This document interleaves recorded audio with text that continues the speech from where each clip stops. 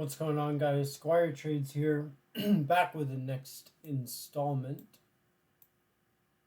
of being a full-time trader. It is June 11th at 2:17 p.m. and I took one execution today. As you guys know, I mentioned yesterday we had CPI at 8:30 today. You can see by this massive candle here, CPI pushed us bullish. We left behind this large imbalance here, and I was expecting us to hold/respect this imbalance and continue to higher price. Something like this, just very basically drawn out. Something like this is what I was looking for, and my first target being right here on the daily, and my second target being here.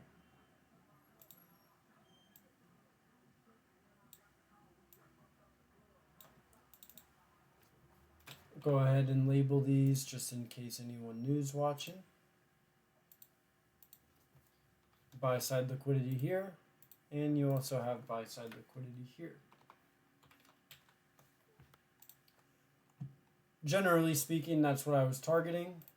The only PD array we had in our way is this daily fair value gap, and if I get rid of this, you'll see our reaction inside of this daily fair value gap has not been pretty so far.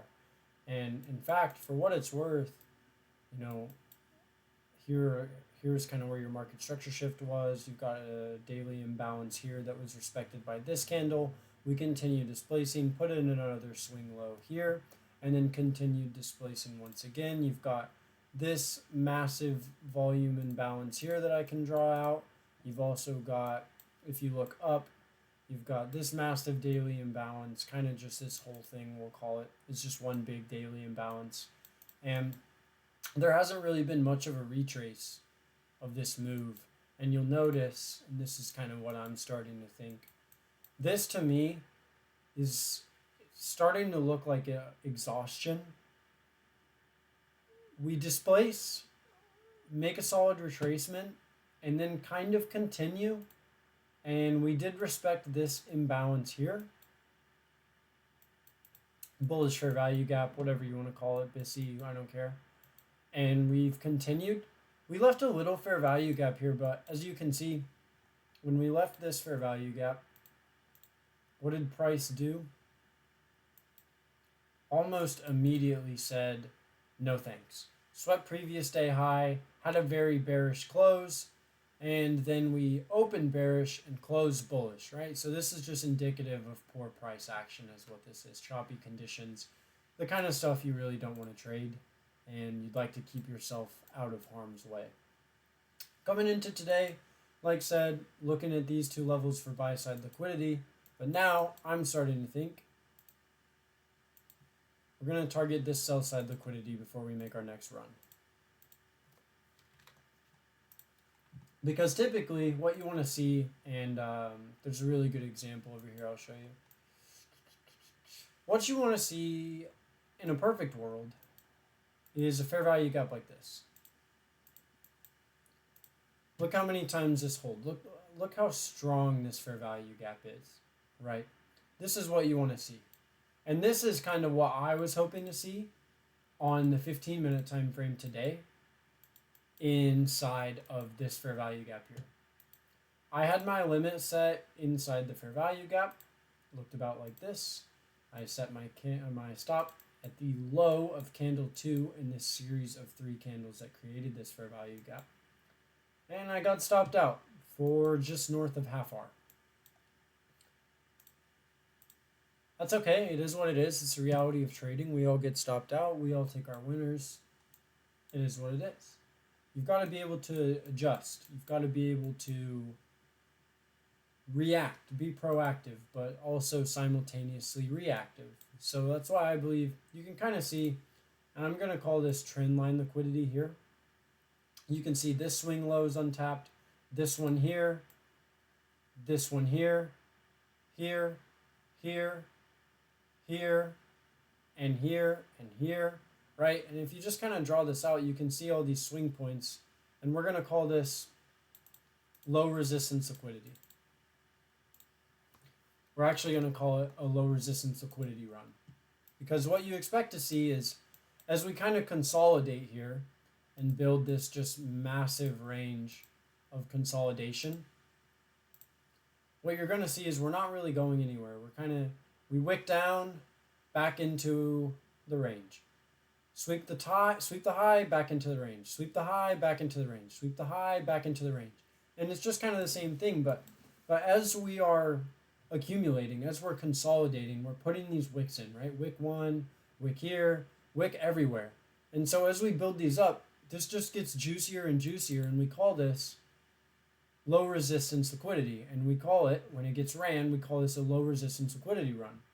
So at this point, I'm starting to think, you've got your swing point here, we've put in our high. This is where I would expect to see our 1 hour market structure shift. And potentially, pending how this next candle goes, right? If we close, let's say we have a strong bearish candle here, and then the next candle leaves us a fair value gap, right? You've got your market structure shift. You've got your displacement wiping this buy side liquidity here.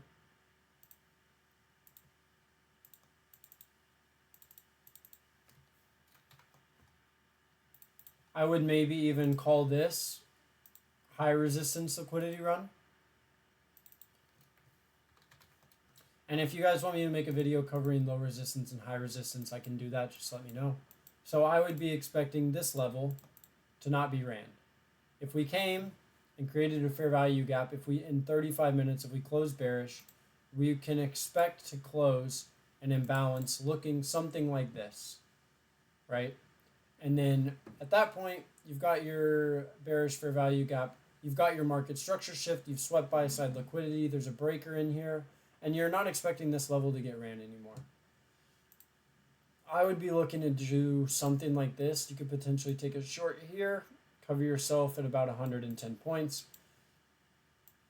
and target this liquidity for about 3R. That's an option. But we'll just kind of have to see and wait and watch and let it build itself out. I don't need to be the first one through the door. And kind of something that I read the other day that I really liked is, think of any war movie or any action movie, really. I mean, the first guy through the door almost always gets shot, right? And we don't need to be the first guy through the door, because a lot of the time, like I said, he gets shot, but also, I mean, you can take most of this price action here and zoom in wherever you want and just think, right? Like, when we make a run in either direction, really, a lot of the time, it's a multi-week, sometimes multi-month run, you know? If, let's say, here, for example, right? And I can even replay this if we wanted to. Here, for example, what are you looking at? Well, you've got a bearish daily fair value, a bearish weekly fair value gap here that's been wicked. We've swept liquidity up here, swept this liquidity, displaced. You've got your market structure shift, you've got your fair value gap. I mean, you've got everything, right? And if you were just wanting to think like, okay, I'm looking short out of this fair value gap here, and you wanted to play it down to, I don't know, you could pick really any level of liquidity you wanted to. In this specific instance, I would be thinking I want to play it down to this level here.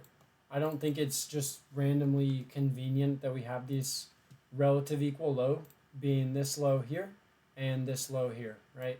So I would be thinking, we've retraced back into the discount of the range. We've got a weekly bearish fair value gap. Maybe we come up and sweep this liquidity. We did. Look, I'll zoom in here so you can see that. We swept this liquidity, this buy side liquidity, inside of our massive bearish imbalance, bearish fair value gap. You can call this turtle soup, And I would be looking to trade us back down into the relative equal lows, right? So, I mean, we can just kind of let this play out. And you'll see over the course of the next, let's see, we'll call that. You have 1 week, 2 weeks, 3 weeks, 4 weeks, 5 weeks, 6 weeks, 7 bearish weeks in a row. Almost 2 months of just bearish price action, right? So you don't need to be the guy, you and me included, we don't need to be taking the turtle soup entry up here. We don't even need to be short in this first week. We don't even really need to be short in the second week. If you wanted to, you could have let these entire 2, maybe even 3 weeks play out, and you've still got a viable draw on liquidity. If you were afraid to short because of this bullish fair value gap, or even this bullish fair value gap, 1, why? But 2, after you see this strong close, almost no wick. We almost closed at low of the week. This coming into this next week, you have to be thinking we're at least going to fill this imbalance and realistically probably target these relative equal lows, maybe even this low down here if you wanted to, but this would have been my initial target, right? So in this first week here, you don't need to be bearish here. You don't need to be selling here. You don't even really need to be selling in the second week. You could. You don't need to be selling in the third week. You could. But look, you get a fourth week. You get a lot of opportunity up here in this fifth week. You get a sixth week. You get a seventh week. You just don't need to be the first guy in the door. And that's on a weekly chart. This is on the 1 week, right? This is just an example. So, one trade isn't going to make your whole career. Being the first guy through the door to sell this weekly imbalance, being the first guy through the door to sell this daily fair value gap, it's just so unnecessary, man. It's just not, you don't need to do that. You can let this entire week close ultra bearish. Let's say we close this week somewhere down in here. This would be a long wicked pin bar, whatever you want to call it, failed to, whatever you want to call it, massive candle where we swept this buy side, this previous week high, inside of this 1 week fair value gap, inside of this daily bearish fair value gap. This could be setting up to seriously roll over. And you don't have to be the first guy through the door. You, me, and nobody needs to be the first one through this door. If you wanted to, personally, I think, as I said previously, you can start to look at this as sell-side liquidity and look to target this, right? But what can you also look at this as? Well, on one hand, it's sell-side liquidity. But on the other hand, it's also a swing low. What else is it? It's the nearest swing low, right, to the high that we've just put in today. So let's say price does something like this. We come up, we come down, we go sweep this liquidity here, boom, and we displace through. Well, now you're going to be looking at this like it's a market structure shift, right? Let me just draw this out. So we had a low, swing high, swing low, swing high, swept buy side. Now if we displace, boom, market structure shift. And look at that. We could continue, if we wanted to, all the way down to this level here as our sell side liquidity, right? And this is on the daily time frame. We can let this play out. We don't have to be the first guy through the door. So all I'm saying is, moving forward, I think we're starting to look at bearish price action. I think we could roll over here. This looks like exhaustion. We're not displacing. We had news this morning, supposed to be our catalyst. Look what we did. We drove up, swept this liquidity, kind of just chopped around, and now we've moved bearish, right? So this could be the very beginning of us rolling over on the higher time frame. Right? Can you see what I'm talking about here? Surely you can see what I'm talking about here. Boom, boom, boom, boom, boom, right? And then what? And then, if we get this market structure shift, like I just said, this candle here, that becomes a breaker. You're going to have that overlapped with the fair value gap likely. With your market structure shift, after sweeping the buy side liquidity, you can target this low, you can target this low, right? You see what I mean? So without being the first guy through the door, we can start to build how this could be short. Is it? I don't know. But in 2 days and 3 hours, if we close above or if we close inside of this range, I'm not shocked to see it roll over here and start to deliver bearish price action. But on the flip side, in 2 days and 3 hours, if we close up here, if we close a strong week, at that point, that's when I would start to think you can target either one of these highs, right? So hopefully this has been educational for you guys. I took one loss today. It is what it is. It happens. But we're going to stay in the fight. We're going to keep pressing strong. We're going to keep trading our model, and we're going to let the market do its thing, shake itself out, and we're going to catch some good trades. So it's been SquireTrades. Thank you guys for tuning in. If you have any questions, drop them below in the comment. Leave a like, say hi, say something. Add me on Discord. Find me on X at Carter May. Whatever you want to do. Thank you guys. It's been SquireTrades. We'll see you next time.